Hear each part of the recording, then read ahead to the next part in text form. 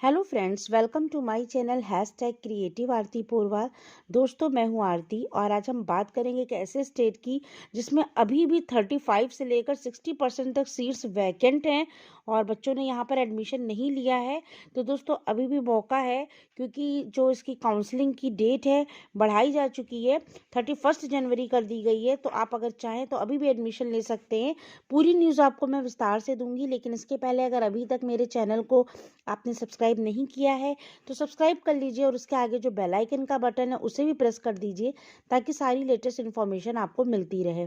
और अगर आपको ये वीडियो अच्छा लगे तो इसको लाइक और शेयर भी करिएगा। तो चलिए दोस्तों, मैं बात कर रही हूँ महाराष्ट्र की। दोस्तों, महाराष्ट्र में अभी भी 35 to 60% सीट्स वैकेंट हैं इन प्राइवेट डेंटल कॉलेजेस। तो जो बच्चे बीडीएस में एडमिशन लेना चाहते हैं वो अभी भी एडमिशन ले सकते हैं, क्योंकि जो काउंसलिंग की डेट है वो 15 जनवरी से बढ़ाकर 31 जनवरी कर दी गई है। तो दोस्तों देखिए, इसमें न्यूज़ में दिया हुआ है, days after the central government extended the admission deadline for under graduate medical and dental seats until 15 January to fill up all vacant seats across the country. The Dental Council of India, through this latest circular, has extended admission deadline for Bachelor of Dental Surgery course until 31 January.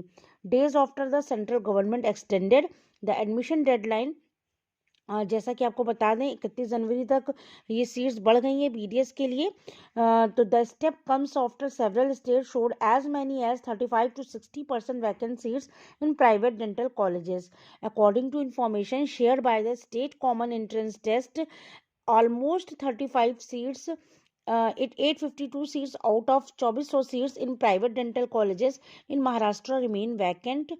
तो आपको बता दूं, 2400 seats थी, उसमें से 852 seats अभी भी vacant हैं डेंटल के लिए। तो ये जो लास्ट के राउंड होते हैं, 2 mop up rounds last year, 1028 seats out of 2350। पिछले 4 साल भी जो है 2350 में 1028 सीट्स वैकेंट थी प्राइवेट डेंटल कॉलेज में, और had gone vacant after the common admission round after the same figure stood at 622 in 2018।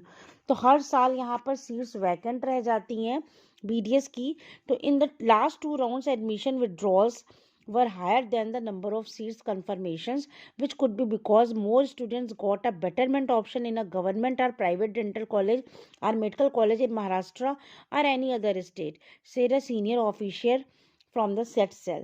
He added that the extension of admission deadline might not change in situation, especially since many colleges have already started lecturers for their first year batches.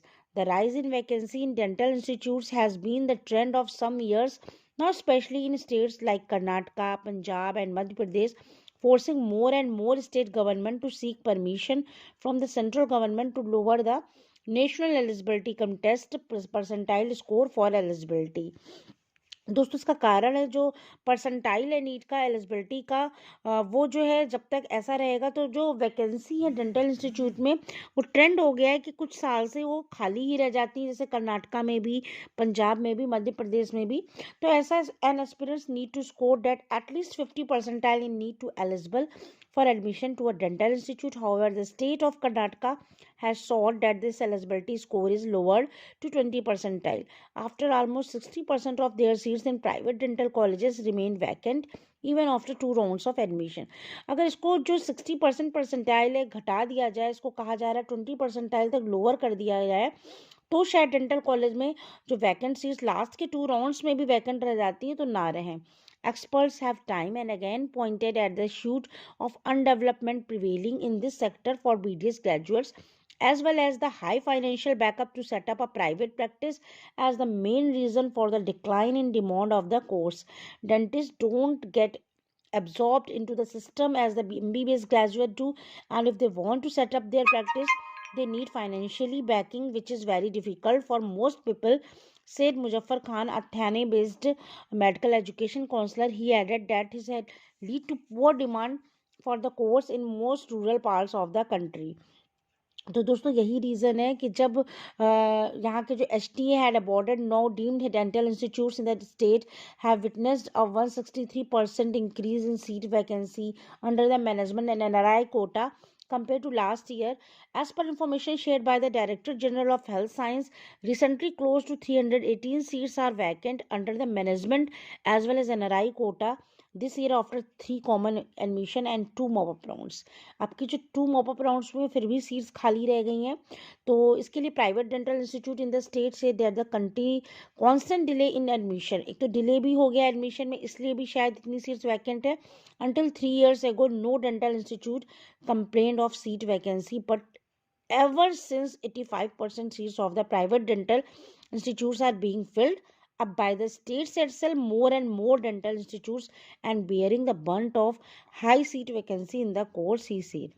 दोस्तों यही अब demand रखी गई है कि अगर पहले से ही जो इसका परसेंटाइल है एलिजिबिलिटी क्राइटेरिया का वो कम कर दिया जाए और ऑल इंडिया कोटा से जो एडमिशन होते हैं 15% कोटा होता है और इधर 85% होता है, उधर बढ़ा दिया जाए तो शायद ये सीट्स पहले इतनी खाली ना रह जाएं.